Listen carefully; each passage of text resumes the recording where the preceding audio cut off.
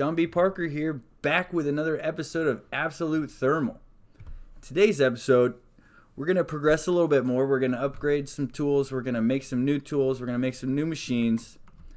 And I'm going to show you some of the progress that we've made since the last episode. So just really quickly, we haven't changed anything here except for a few things. You guys might see that this chest here is not a chest anymore. It's called a strongbox. Thermal expansion has a block called a strongbox, and this acts as kind of a replacement for iron chests. If you guys know what those are, you can take a regular chest and you can upgrade it to increase its size. And so the strongboxes are essentially the same thing as iron chests, but they're thermal's version. So you can see that I have this and it's hardened. So what I did was I put an upgrade on it. So that's going to be the first thing that we're going to do today. Is I'm going to show you guys the upgrade kits, and I have some other things in store for you too. But these should be all of the items we need for everything in the on the docket today. So if we just type in kit, we can see that these things here are all upgrade kits. And now what they do is you have a regular machine or a tool, or actually just these are just for machines. So if you take a machine, you'll get the basic version of it, but you need an upgrade kit and you can make it a better machine. So it looks like all we need here is the bronze gear, and we'll go ahead and we'll grab the hardened upgrade kit. So what the upgrade kits allow you to do is you can add stuff to them. So you can see here I put the hardened upgrade kit on the steam dynamo, and now it'll produce 120 RF a tick instead of just the normal 40. Or actually, no, I did that and it produces that, and then I have the augmentation for increasing the output of the, increases power generation. The augmentations, there's a whole bunch of these things here, guys. You look at all these augments for different machines. These are for, processing speed, secondary output, and then you have the dynamo ones, and then you have basically, there's some that are for individual machines and stuff like that. So we'll get into that in a little bit. This one, I just wanted to increase my power gen in a little bit. And so I also upgraded the hardened energy cell. So instead of 2 million, now we have 8 million. And then I used the other one on this machine right here, the chest here, the strongbox. So that's just a little info on the upgrade kits. Next on the docket, we need an induction smelter, guys. So most of the higher end machines require hardened glass. And you can see there's all different kinds of hardened glass. They all basically act the same. But where's the regular one? Regular hardened glass. Hardened glass. Did we pass it already? There it is, right there. Hardened glass, you can make it with 2 pulverized obsidian, a pulverized lead, or pyrotheum.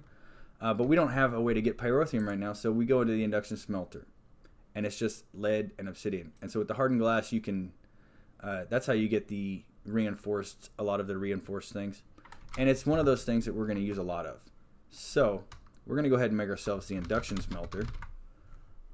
Type that in there. What do we need here? Oh, we're not even in the crafting table. How silly. Looks like we need an invar gear. We're gonna need 2 copper gears. We're gonna need the reception coils, and then a machine frame. Ha ha! I'm not crafting you again. I already crafted you. I told you we would use those things, guys. And induction smelter. There we go. Okay, so we take the induction smelter. And for now, we're just going to throw it right there so it can catch some power. We go to the configuration tab, clear all of these. We're going to enable auto input and auto output. It doesn't really matter at this point. We want to unlock the metallurgical flux slot. That's a really terrible word to say. And then we're going to go ahead and use that hardened upgrade kit. Boom, just like that. You right click on it, and now what we can do is we can throw an augment into it. It'll end up going from 20 RF a tick to 30, and it'll store a little bit more power. Instead of 20K, it'll store 30K, and the processing will be a little bit faster. So that's going to be good. So the next thing what we need to do here is we need to get a jetpack, because we want to eventually go to the Nether. There's my sign for the Nether to make sure that we do that. And the Nether is very scary, especially if you don't have any kind of flight. So we're going to go ahead and get ourselves some kind of flight here. So this is a little bit more complicated than what we're used to here, but I should have all the materials for it. It shouldn't be that bad. And this is just an energy thing too, just like the flux bore or the flux capacitor. It even requires a flux capacitor to make it. So we need to make this, and I do believe that I should have all of the stuff for this. Did I not grab all of the stuff again? Man, I'm really letting you guys down here. Let's just grab silver. There we go. Okay. So we need 2 of these, which means we need 2 reactant dynamos. So we need 2 lead gears. Let's go ahead and craft 2 of these. We need 2 of these here. Transmission coils. What do we need now? What do we need now? We need the reception coil. We don't have any gold. I must not have just grabbed any of this stuff for that. That's... See? All right, guys.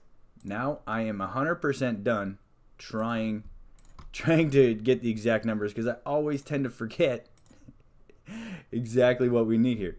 So 2 reactant dynamos. We're going back to the thrusters here, and it looks like we just need redstone. We should have a few of those right there.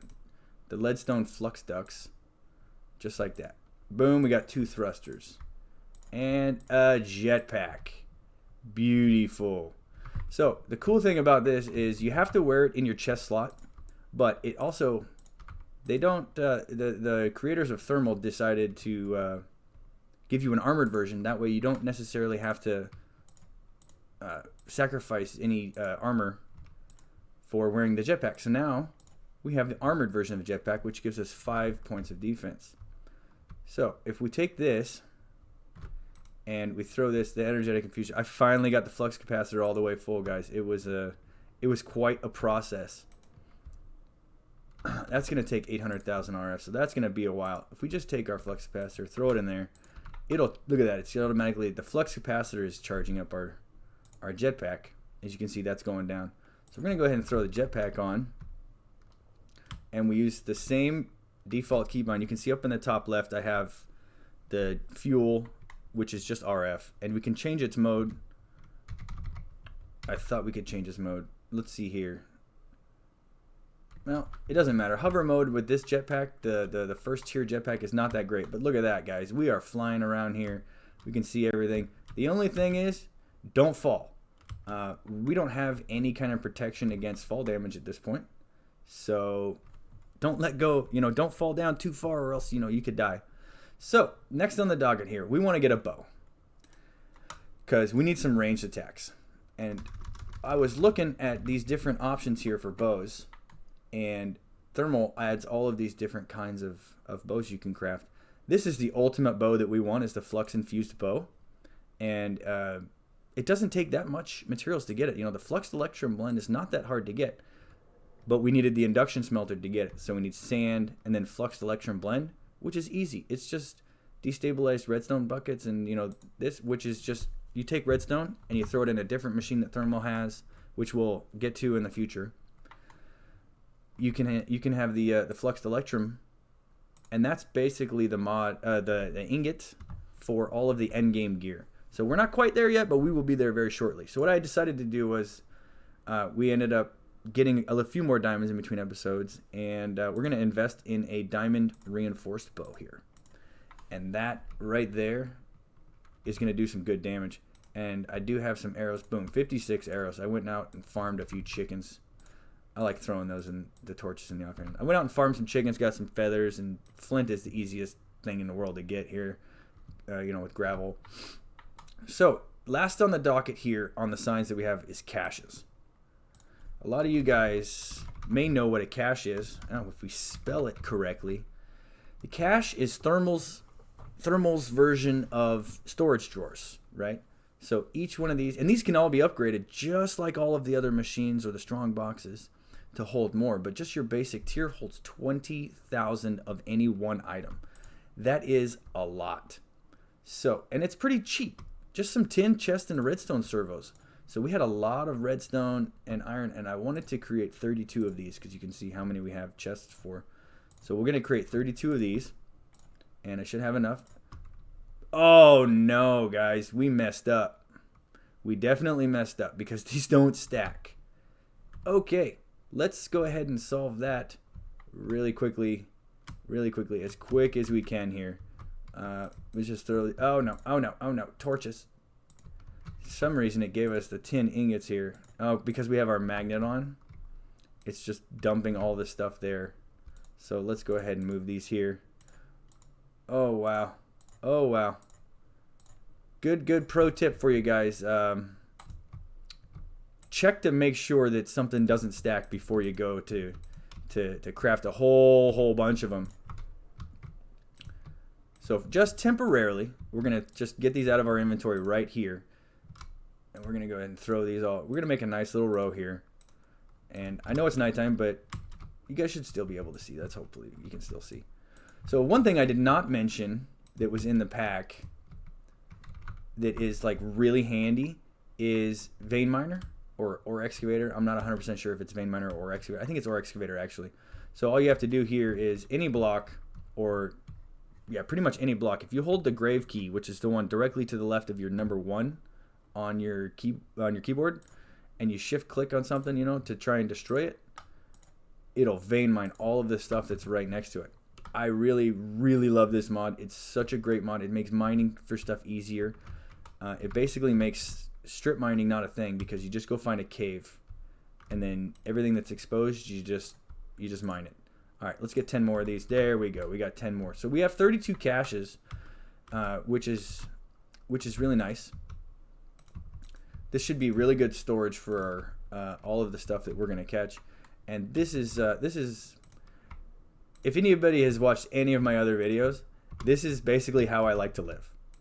I like to set up shop outside. I don't like to build a building necessarily, because I mean, I want to play with the mod. I don't want to build a building, but we will get to that in the future.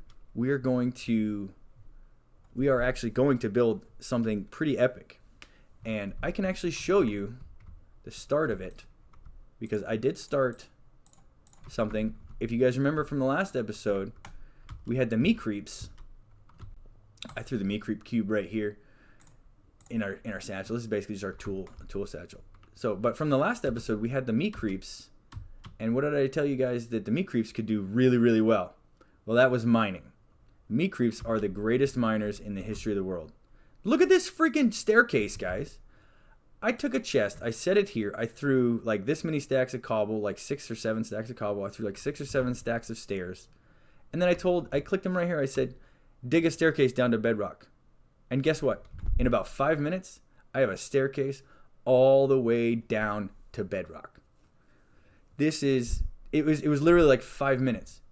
And I just sat here and watched them. How amazing is this? This is freaking amazing. This is technically not bedrock, it's Y level 5, but it's close enough.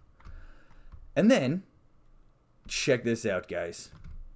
I had the MeeCreeps dig me an underground bunker. This is 9 13 by 13 by, I want to say 5 13 by 13 by 5 chunks of space. I literally clicked right here, told the MeeCreep to dig 13 by 13, and this is what he dug out. And then I went to the next one, and the next one, and the next one. And that's how I found so many diamonds, right? Because these guys just dug out all of the diamonds for me. And that was about, and it only took like 20 minutes. It literally only took like 20 minutes to do that. I had to make sure I would watch out for some lava. Because we're so low, I had to watch out for the lava. Because even if the MeeCreep is in the middle of digging, he can fall in the lava and he'll die. And so you just have to start him over again. So I just had to watch out for some of the lava. Basically turn it into obsidian. And it ended up being nice like that. So that's going to be our future base down there. And it's going to be pretty epic, guys. Look at all of the obsidian I got. That's the power of ore excavator, right? So your flux borer, even the basic version of the flux borer, will mine out obsidian, which is fantastic. You don't need a diamond pick or any of that stuff. So, and with ore excavator, I only have to basically mine 1 block, and I get almost nearly like a stack, maybe a stack and a half. So what we're going to do here is we're going to go to the Nether. And because I have so much obsidian, we're going to go ahead and make a you know, we're going to fill in the corners here. We're going to make a fancy nether portal. All right, where should we make this? I don't necessarily care about the sounds. I don't really play with the sounds turned on anyway, so the sound of the nether portal does not much bother me. But we are going to sink it into the ground here. I have this set on 1 block, so we're going to just bing, bing, bing, bing, bing. Oh, power of that magnet is so good, guys. So good. 1, 2, 3, and the jetpack makes it so much easier. Oh, tree. Get out of my way, tree. You know what? Watch this. Bare hand. We're holding the grave key, and it should excavate the entire tree, and then fast leaf decay. There it goes. That's the power of War Excavator, guys. And I know... Oh, I'm getting attacked by something. What did I get attacked by? Chickens. Chickens. You dirty, dirty chickens. It's weird, man, because they would like attack me, but they wouldn't really do any damage to me. It's kind of like very annoying. It's weird. Get out of here. Get out of here. And their chickens are brown, too. I don't understand that. That's probably some other mod. And we have a nether portal. All right.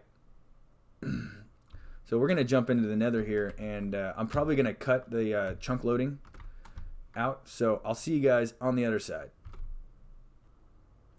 All right. Here we are. So, y'all were kind of maybe thinking a little bit about questioning me building the jetpack. You don't need a jetpack to go to the nether. Just go to the nether. Look at our spawn here, guys. One side is complete air falling into a pit of lava. Well, a waterfall of lava. The other side, we're on some floating soul sand. How terrible of a spawn is this? This is not the worst spawn I've ever gotten, but dang. I'm so glad we made that jetpack. Whew. This is, oh my goodness.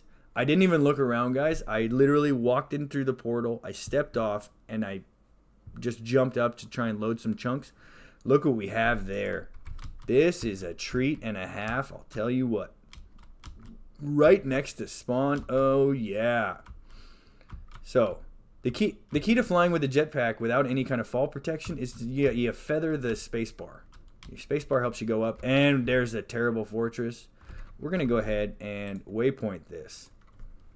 Even though it's literally right next to our portal, which we probably should waypoint as well. It's just right over that way. This is fantastic. And that looks like a blaze spawner spot right there. Oh my goodness. That's what we needed to come into the nether for. Like 95% of the reason why we came into the nether is for blaze rods. But oh my goodness, it's so nice that that's really close. Yeah, see, there's our portal right there. I think we might have to just, let's vein mine some netherrack and let's just protect this portal a little bit. So, give me some netherrack. Give me some netherrack, because soul sand, it slows you down. You know, when you're walking on the soul sand. Like, watch my walk speed here, guys. See, this is normal run speed, and then I get on the soul sand. I'm running right now, guys. This is me running. Soul sand is a terrible block to have as something you walk on. And I also think that it knocks you down like a block or two. Or not a block or two, but like a portion of a block or something. So it's really kind of inconvenient to have. So we're just going to throw some netherrack here. And all right, there we go. Let's go ahead and we are just going to protect ourselves a little bit more. Oh, come on. See, because I was standing on the very edge, soul sand is a little weird. It doesn't let you do certain stuff, like place a block almost like right next to you. It's really weird. Come on. There we go. There we go. It's not something I really do that often. We'll just block this one side off. Not something I do really often is put a building block in my offhand. Usually it's just torches or something here. We don't want to fall to our deaths too badly here. Oh yeah, this is paranoia, guys, because the nether in any version of Minecraft is scary until you get the OP gear. So, last thing we're going to do here, we're going to go ahead and set a waypoint for the nether portal. And that's going to be it. That's going to be it for today's episode, guys. We're progressing pretty nicely here. We got the new start of a new base, and we found ourselves a fortress. I was not even planning to find a fortress, but we found ourselves a fortress, and that means blaze hunting. and potentially wither skull farming. Maybe. I'm not 100% sure. We're going to have to build some better attack weapons to get into that. But that'll be next episode. So thank you guys so much for watching, and I hope you all have a great day.